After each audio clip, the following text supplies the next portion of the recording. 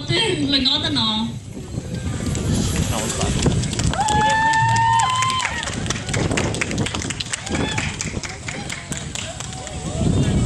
Có tên đơn rót chạy to lớn mà.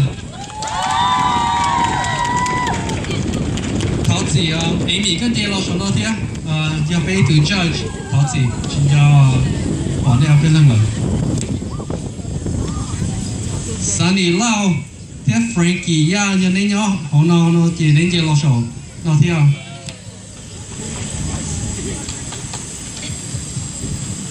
Lao cơ mồ, nên nhớ họ tức là sẽ sống nó theo.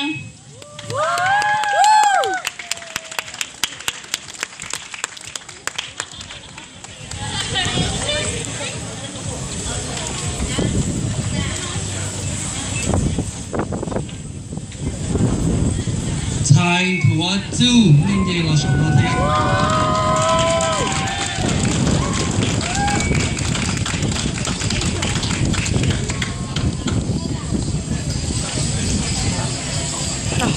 Này sao thì báo thì báo chứ Thái thua chú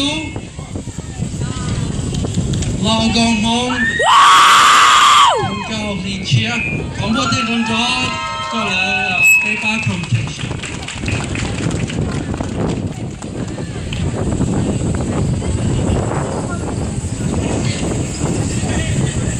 Bán thải cái tờ thi ý cho nổi yo.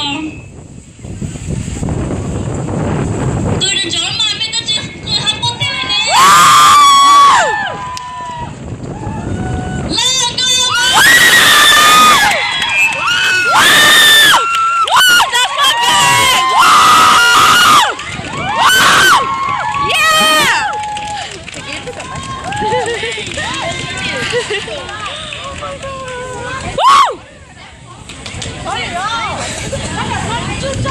Tôi chọn到我那刚才那套是成功了，俾我first place 先跌到你，俾我complete 咗你出掉嘛，我chọn到